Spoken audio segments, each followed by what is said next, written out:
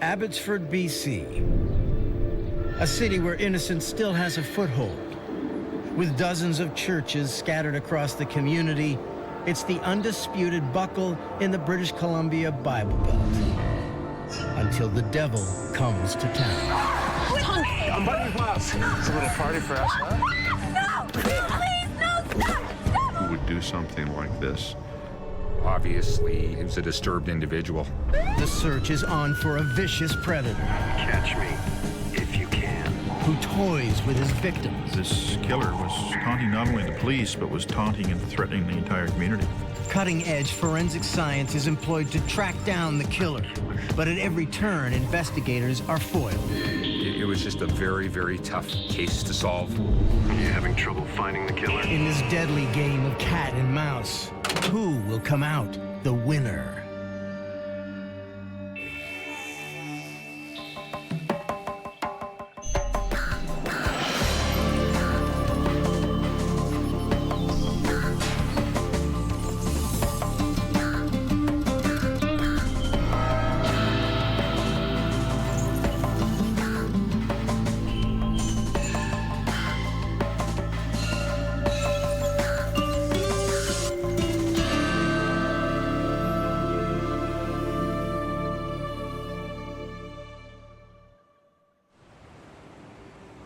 Friday the 13th of October 1995.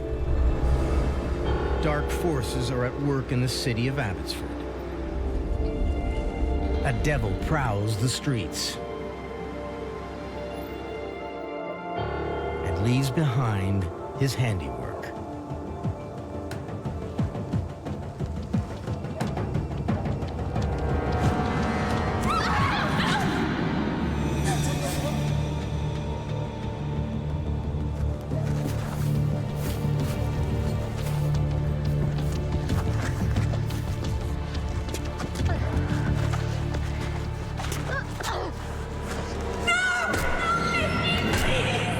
The girl stumbles to the nearest building.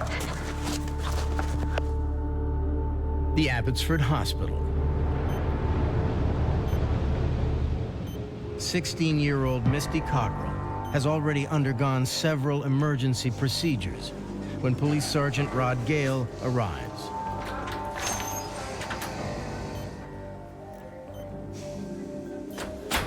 She was in bad shape. She was stitched up and pinned up and had all sorts of different things that had been done to her. It was actually remarkable that she ever made it to the hospital. I need to find out who did this to From you. Misty's mother, Gail learns that the previous evening, Misty and her friend Tanya were headed to a party across town. Okay, bye. Bye, bye. Okay, have fun. Okay, bye.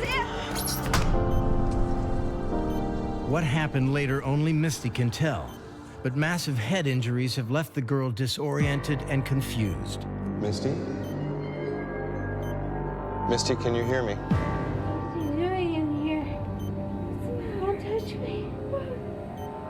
Get away from me. What are you She had all sorts of conflicting memories of what she was remembering and what was real and what was not. From Misty's half-conscious ramblings, Gail manages to piece together the story. Misty, do you know who did this to you? Yes, I had a bat. The girls had been at a party that night with some friends, and Misty's mom and dad had not got home yet, so the girls decided they were going to go over to this other friend's house. Hey, girls, ready to party? So that's when the attacker came out, basically grabbed us by our arms and pushed us through these hedges and told us to take our clothes off. I'm Buddy's mouse. It's a little party for us, huh? I started, I undid my belt, and that was about it. Tanya was already taking her clothes off. I looked at his face, and I figured, we're gonna die anyway, so I'm gonna fight back. Yeah. Yeah.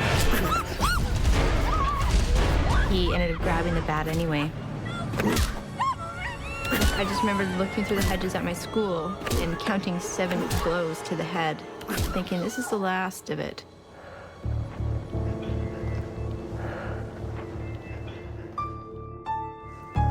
Hours later, Misty comes to. There's no sign of her friend. Where's Tanya? Where's Tanya? We'll find Tanya, honey. Gail's first priority is to locate the missing girl. Yes, Sergeant Gale. Abbotsford residents are reeling at the news of the brutal assault on 2 teenage girls near Bevan Avenue last night. A massive search is underway for 16-year-old Tanya Smith, still missing after the attack. We were searching for physical evidence of a weapon, any physical evidence that might have come from the girls, signs of blood on the ground, signs that a struggle had taken place in a certain area, anything that might have been discarded even by the attacker. Abbotsford had never seen anything of this magnitude, and I think anyone who was a woman, who was young, who was old, who felt maybe vulnerable, really was put on notice. Police find no trace of Tanya and no sign of an attack.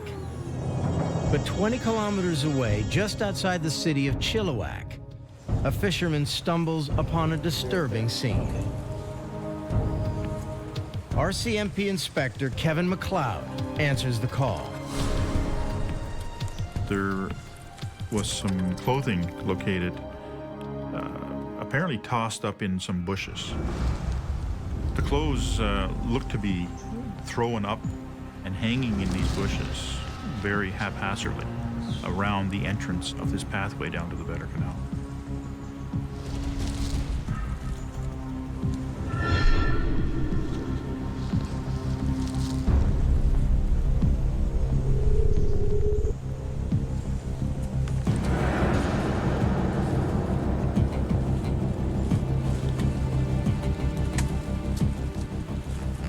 McLeod follows the trail of bloody clothing towards the water's edge and comes across every policeman's worst nightmare. The victim was laying on the shore of the canal. It was almost as if he was leaving a trail as to where the body was placed in the water.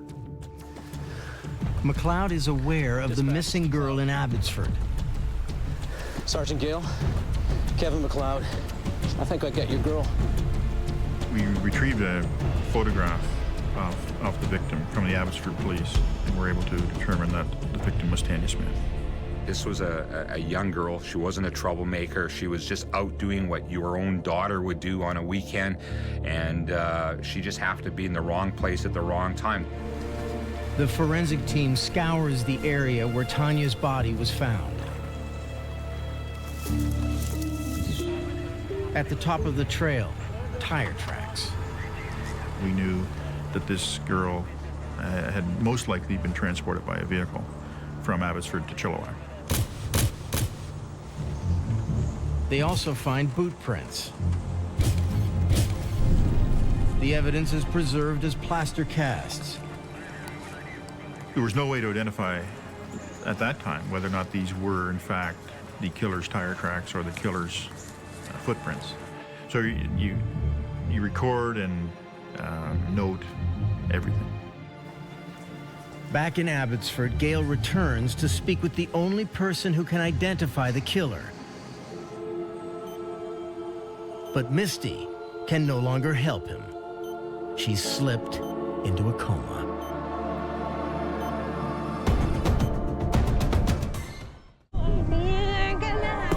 Two Abbotsford teenagers are brutally attacked by an unknown assailant. Unbutton your blouse. One of them, Tanya Smith, is found dead in a remote canal.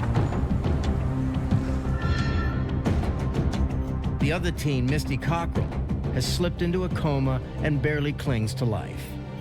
They had to do medical interventions to stop the swelling of her brain and let fluids out of her head. She was in very, very rough shape. Misty is the one person who can identify the killer, and investigators take no chances with her personal safety. We were very conscious that her life could be in danger. We had somebody with her 24 hours a day. They know that until the killer is caught, Misty is not the only one in danger.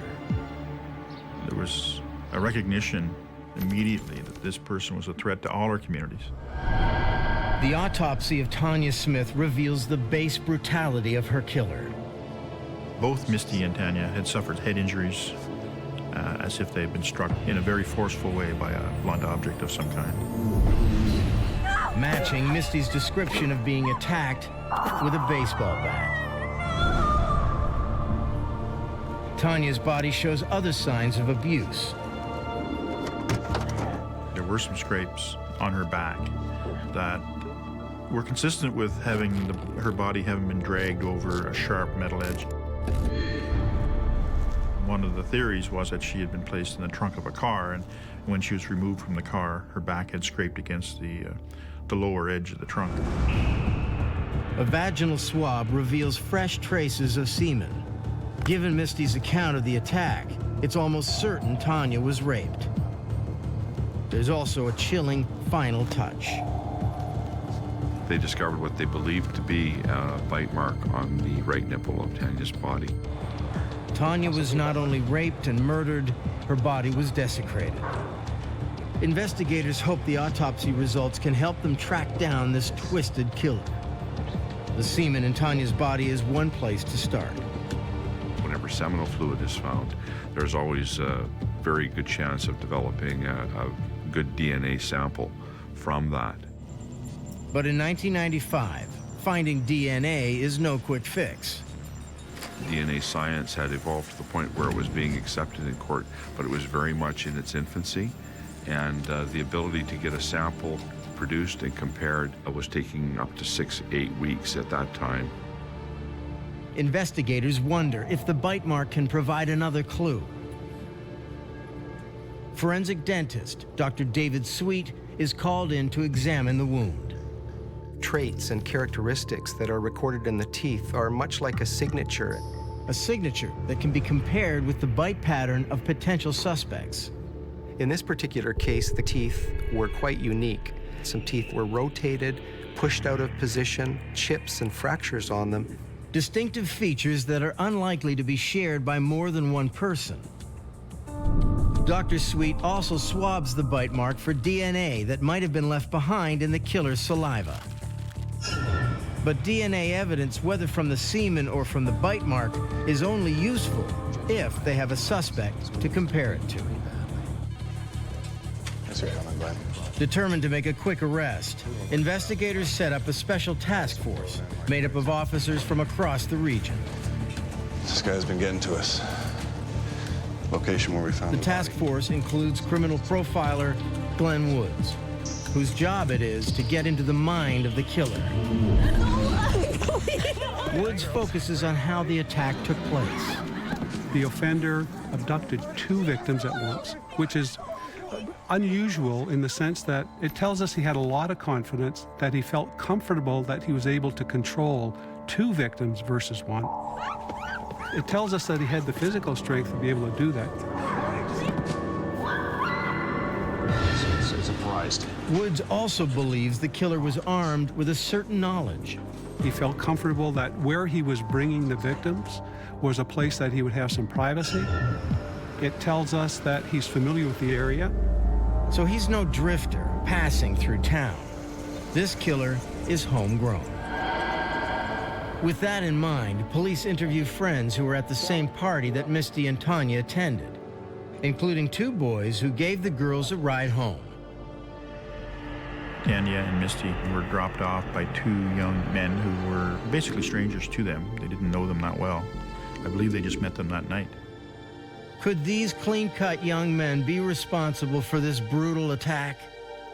We obtained footwear impressions from them, as well as photographs and measurements were taken of the tire tracks on their car. Compared with the casts taken at the Vetter Canal, they don't match, and the boys insist that they went directly home after dropping Tanya and Misty off. Sir. We were able to determine through timing of interviewing other witnesses to verify their story that in fact was true. There's nothing to link any of the other party-going teens to the attacks. Investigators come to an unsettling conclusion. This was an opportunistic person that was unknown to them, and it was a stranger-to-stranger attack. Hoping that someone in the community will be able to provide them with a lead, police released the main details of the investigation to the public. We have forensic evidence. We are working on leads. We are asking for your assistance. The appeal to the public does prompt a response, but not one investigators are expecting. Sergeant Gale. I know where the murder happened. Where would that be, sir? Side of walkway. Runs north and south on that grassy area behind the trees. Where are you getting this information from? I'm the killer. Her right nipple tasted pretty good. A special task force investigating the brutal attack of 2 teenage girls in Abbotsford, BC, is at a loss for leads until police receive a mocking call from the killer himself. Why don't you try to catch me if you can? It could be a hoax, except the caller clearly knows about the bite mark on Tanya Smith's breast, a detail police deliberately did not share with the public. We determined this would be holdback information, information that only the killer and the investigative team would know. And so we were certain that we were dealing with somebody with intimate knowledge of this crime. Where are you getting this information from? Why don't you try to catch me if you can? Police traced the call to a phone booth outside the local arena. The phone booth is about 4 blocks from the police station, and we were able to be there within a few minutes, very few minutes. But the killer is gone. We canvassed the area and we asked people. There was people at the arena, there were people in the park, and nobody had seen anybody at the phone booth using that phone. A forensic team descends on the phone booth, hoping the killer has left some trace evidence behind. He hasn't gone far. Sergeant Gale. You guys do a real thorough job. Sir, kind of having a little bit of trouble hearing you. I've got a bit of static here. I don't have a good connection here. Can you repeat that for me, please? Do you think I would be stupid enough to leave fingerprints behind when I make a phone call? Police scramble to locate the source of the call. I'm giving you the chance to try and find me. I'll be driving around looking for someone else. Sir, can you repeat what you just said? I can barely hear you. Sir. But this time the trace fails.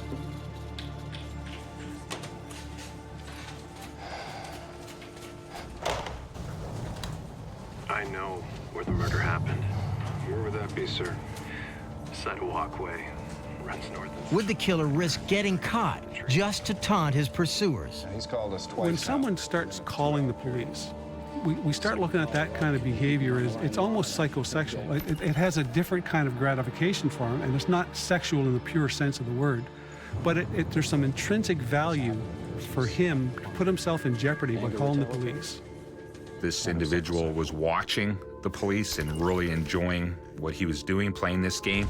He's getting awful. Woods suspects the killer has had past dealings with police. That he's someone who feels hard done by, has had contact with the authorities, and now is trying to make them look bad to kind of balance things out. This probably isn't his first offense. This guy has been around. This is somebody that's probably got a record and has done this sort of thing before. And he's slippery. Unable to catch the killer in the act of calling, investigators focus on the evidence gathered from the first phone booth. Using a cyanoacrylate fueling gun, they try teasing prints from the smooth plastic finish of the receiver. The method involves fuming an object with vaporized cyanoacrylate, or superglue, which will bind to any fingerprint residue and show up as a sticky white print. But there's nothing. We didn't locate any evidence from that examination. Reluctantly, they share the killer's latest threat with the community. I'm giving you the chance to try and find me. As a police department, we couldn't sit on that and not tell people through the media that that threat had been made. We had a dead child. We had another child in hospital. Everyone's fear was another victim. Although deep in shock, the fragile community comes out to attend Tanya's funeral. I think what the funeral tried to show was that we are united for the innocent, honest people of this community, and that we are against the evil that's out there. The gathering is also a perfect opportunity for undercover surveillance. Some offenders have a connection to the crime or to the victim to the extent they want to go back, simply because being there allows them to relive that whole event. We took the opportunity to videotape everybody coming and going from the funeral. Because investigators have no idea what the killer looks like, they're merely fishing in the dark. It's not long before the killer comes back to them. Are you having trouble finding the killer? Tonight, I'm going to bite some other part just as hard. The call is traced to a phone booth outside a local bar. And we dispatched cars immediately into that area.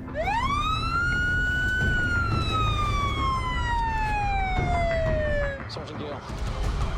Yeah, Roger, found the phone. Police find no killer and no prints.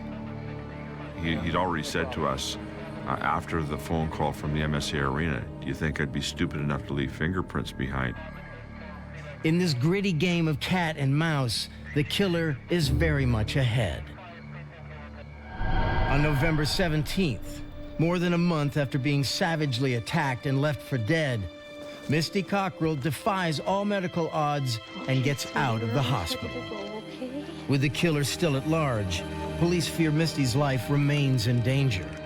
They put me under witness protection right out of the hospital. With her immediate family, Misty is taken to a safe house 100 miles away. We weren't allowed to talk to our friends and our family. We weren't allowed, and if we did, we couldn't discuss where we were.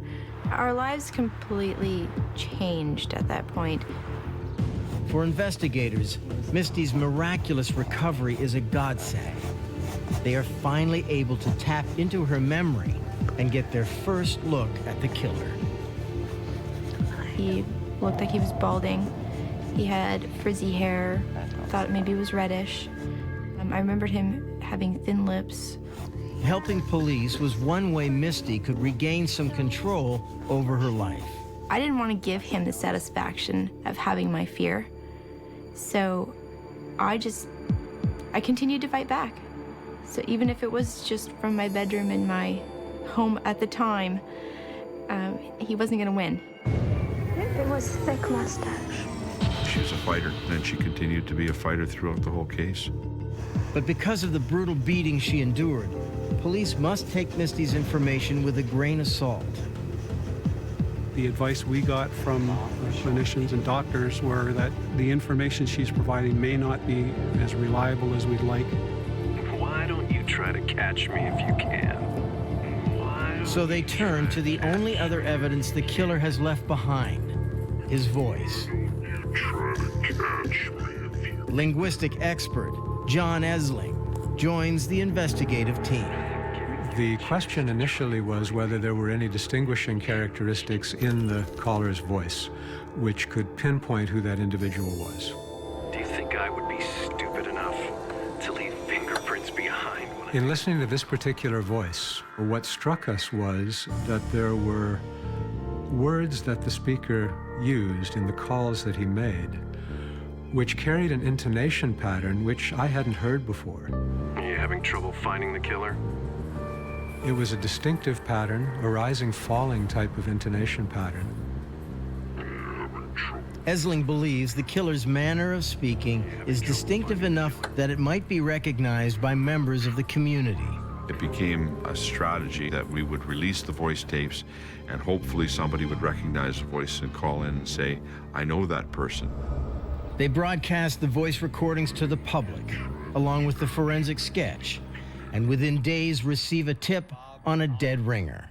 You know the drill. George, do you have any? A thug and debt collector for local drug dealers is identified based on the forensic sketch. He resembled it virtually to a T, and he had a history of violence. Not just any kind of violence. His weapon of choice was a baseball bat. do police finally have the notorious Abbotsford killer in their grasp. Nothing on me. In Abbotsford, a brutal predator who has murdered one teenage girl and left another for dead raises the stakes when he contacts police, taunting them to find him before he strikes again. Now a tip leads investigators to a local thug who closely matches the profile of their killer. Where were you Friday, October the 14th? They turn to the surviving victim to see if she recognizes the man as her attacker. It was nerve-wracking. Complete anxiety. Thinking, what if he gets away? Because I didn't point him out. Because I didn't recognize him. Misty is unable to positively identify the suspect, so investigators must rely on additional evidence to determine whether they've got the right man. Dr. Sweet must assess whether the suspect's teeth match the bite mark on Tanya's body. That under? Using a soft, rubberized material, the forensic dentist creates a mold of the suspect's gums and teeth. From that, we use a dental stone, powder and water that we mix up, and we create a cast. The cast is an exact replica of the suspect's dental structure. We actually digitize the casts, take them into the computer, and then erase all the rest of the teeth and the gums and the surrounding area from that cast, just leaving the biting edges of the teeth. And then we print that image from the computer onto a sheet of acetate film, so we can superimpose that transparent film over top of the photograph and interpret how those biting edges fit with the biting edges from the teeth on the skin. The suspect's teeth do not match. What about his voice?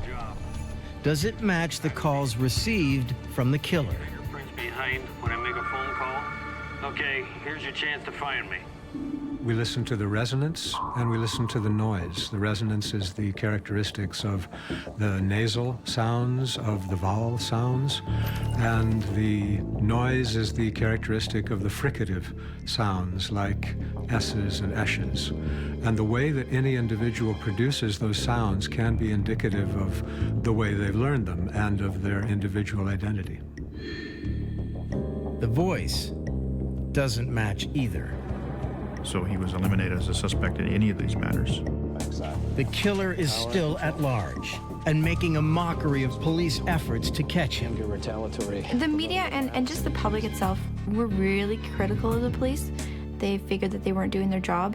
And honestly, so did, we were so frustrated. We thought the same thing. I mean, the guys in your community, somebody must know him. Abbotsford's small enough where he's got to be your neighbor, or he's got to be somebody you work with or fish with. Worse yet, the killer seems to have gone underground. No phone calls, no other ways where he was getting in touch with us as he had been in the past. And it led to speculation that perhaps he's left the area. He's a predator. And what's not uncommon is that these types of predators travel all kinds of distances. They're looking for the right victim, the right place, the right time.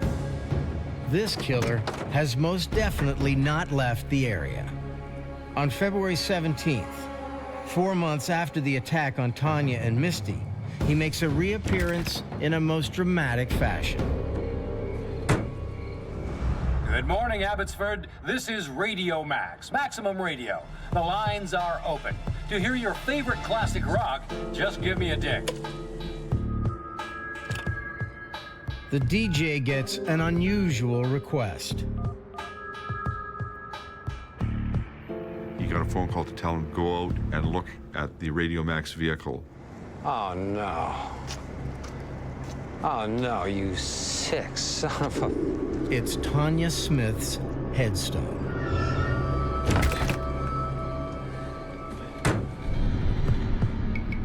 It was just cruel. Her family, her friends, my family, myself. He'd already taken her life. Why disrespect her anymore? You're His purpose here is to try to raise the profile of this case and become more notorious, knowing full well that that would be publicized, that he would be able to actually have control of a community by raising the fear in the community, threatening to do more events, becomes as important to him as actually committing the offense. We tried to find witnesses that may have seen somebody take the headstone out and put it on the back of the car, but nobody saw anything. On the headstone, ominous words. There was a threat on there. They said, "Next time, Misty." It's time to move Misty and her family to yet another secret location. Our new normal was just moving around. That was it. And being fearful of what could possibly happen. And it's a way to re-victimize someone. When will it stop? For police, the answer to that question is simple. They don't stop. They stop by getting caught. And this killer seems to have no fear of that.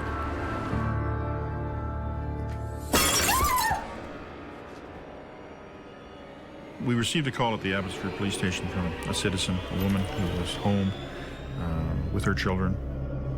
Officers found a blue envelope tied to a wrench with Scotch tape. It says, "Abby Killer, call 911. As usual, the messenger is long gone.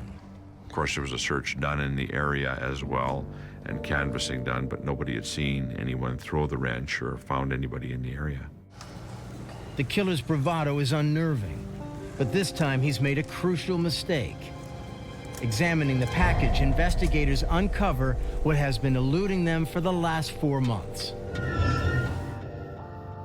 I don't know if you ever tried to pull tape off, Scotch tape off a roll, but it's hard to do with gloves on. And it's almost impossible to do it without touching the bottom sticky part of the roll. A fingerprint. For the team, it's a huge break. Finding an entire fingerprint impression like this means that it's searchable through the National Fingerprint Database. But they're not prepared for the results of the search. As it turned out, the fingerprint was not on file. That turned the entire investigation on its ear, because now we were looking for somebody that didn't have a criminal record. I was shocked. Quite frankly, I was very surprised. And there are more surprises in store. Inside the blue envelope is a letter from the killer. The letter contained a lot of information about other offenses that this person was claiming to have committed. There was a woman that had been attacked across from the MSA hospital, a young girl across from the McDonald's restaurant, and another woman who was leaving a house in Clearbrook area. The assaults date as far back as a year before Tanya and Misty were attacked. Because the incidents were never reported to the public, only the attacker would know about them. He was taking credit for crimes that he never got caught for and felt that was enhancing his image. It's not just the information in the letter that has investigators alarmed. It's also the way the letter is worded. He used terms like MO and attempt sexual assault on a 12-year-old girl. And attempt sexual assault is something that is a police terminology. It's not something you commonly hear from the general public. The forms of sentences and abbreviations were certainly consistent with the way the police would write a report. A chill falls over the investigative team. Could the killer they're so desperately seeking be one of their own? For more than 4 months, investigators in Abbotsford, British Columbia, have been chasing a brutal killer who continues to elude and taunt them at every turn. Now, evidence found in one of his messages strongly suggests he may be one of their own, a police officer. Certainly somebody with police background or police knowledge, police wannabe. Cop or civilian, they need to catch him fast. The clock was ticking for us, and we knew that. Investigators decide to try to beat the killer at his own game. They launch Operation Mousetrap, an elaborate strategy designed to get the killer to phone police one more time. Every time he called us, we got a little more information and a little more evidence. If we could tempt him to call again, it would be helpful to us. Police collaborate with the local telephone company, setting up automatic tracing on every phone booth across the city. Special equipment had been put into the police call center that allowed us to have an advantage on the phone. The phone would ring, and we could tell where it was coming from before the dispatcher answered it.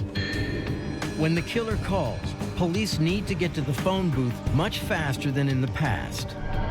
Surveillance teams are positioned across the city. Each surveillance team was assigned a certain number of phone booths. If the phone call came into one of their phone booths, they had the ability to get to that phone booth within a minute. The trap is set. Now for the bait. Investigators compose a carefully worded news release. We wanted to do something that would make him motivated to call, but not infuriate him to the point where he would get mad and kill somebody. The news release is sent out, and police prepare for the killer's response. There isn't one. Maybe he didn't hear the plea, or he didn't react to it, or maybe he smelled the trap. So they try a different kind of bait.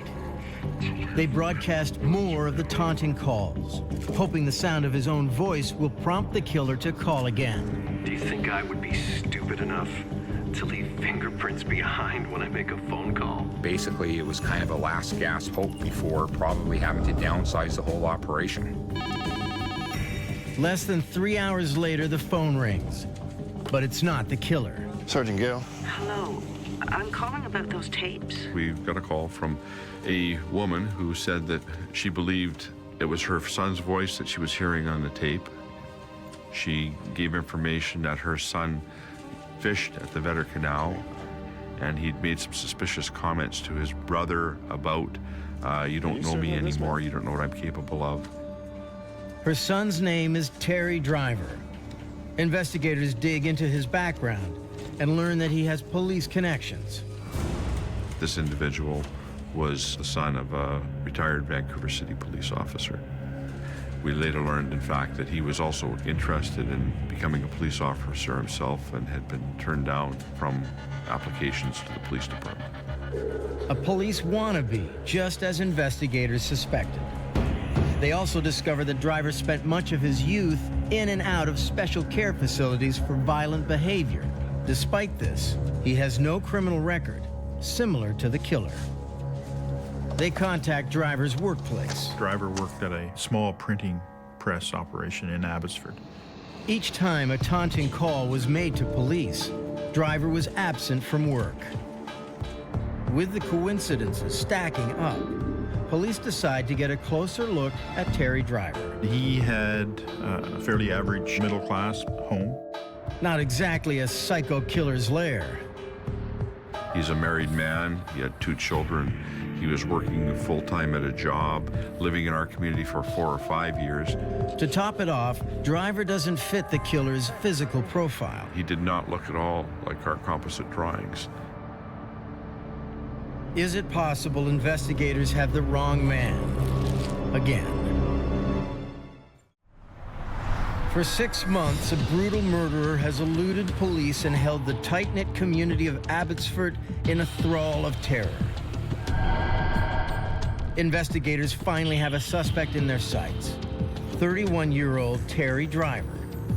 But the suspect doesn't match any of the assumptions they've made about the killer. Terry Driver did not really match the psychological profile that we had established. Excuse me, sir. Are you Mr. Terry Driver? Yes, I am. I'd like to ask you a few questions, please. Driver insists he has nothing to do with the attacks and refuses to cooperate with investigators. He would not voluntarily provide his DNA or fingerprints to assist in eliminating him. And he immediately wanted to talk to a lawyer and get advice on this. His demeanor was quite incredulous that we would even suggest that he was the Abbotsford killer. Police are stymied. Without more direct evidence linking Driver to the crimes, they can't make an arrest. All they can do is keep him under 24-hour surveillance. Then, Driver makes a surprising move. Driver made the concession that he would come in and provide fingerprints only, and only under the condition that they were provided in the presence of his lawyer. could their suspect be innocent? We'd been through this where we had somebody that looked like a decent suspect, and it failed to materialize in evidence.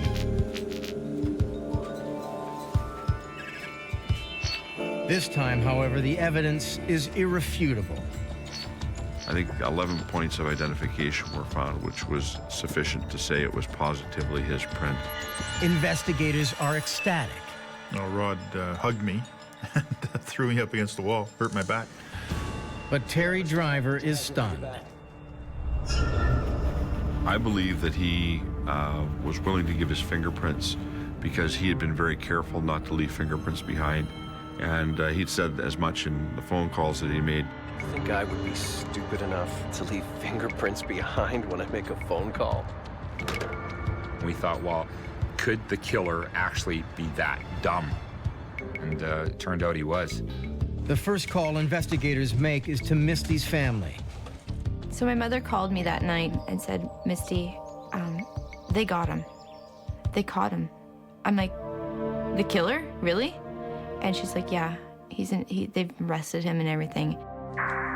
While investigators are sure they've got the notorious Abbotsford killer in custody, they need every bit of evidence they can gather to ensure he stays behind bars. They search Driver's home. There was a computer and a printer that was identified as having been the source of the letter. Then they examine Driver's dental structure and find it to be a perfect match with the bite mark on Tanya Smith's body. What seals the deal, however, is the DNA. The DNA result from Terry Driver did match the DNA from both the saliva and the semen that was deposited in Tanya Smith's body. The odds were 1 to 1.7 trillion that anyone else other than Driver could have been the killer. That's an amazing number. It's higher than the population of the world. Which means that if there's life on another planet, it's a possibility it could have been someone else. That was pretty conclusive. Investigators uncover one last disturbing detail. We reran the tapes of the surveillance at the funeral, and in fact, we had pictures of him.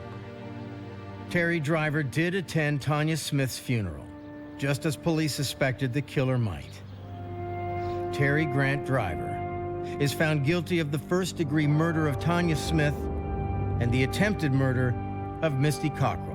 I can't see myself ever forgiving Terry Driver for what he did. I think forgiveness should be something that's earned, but I won't let him run my life, so I would sooner forget and just put it behind me and just keep going forward. Driver is also found guilty of 2 earlier assaults and is labeled a dangerous offender. Which means he may never get out of jail. The arrest and conviction of Terry Driver finally dispels the reign of terror that has gripped small-town Abbotsford for months. But the person most liberated by Driver's conviction is Misty Cockrell. I had my power back. It was my life, and he couldn't control it. He couldn't control my feelings about it anymore, and I felt like I had won, and that he had lost.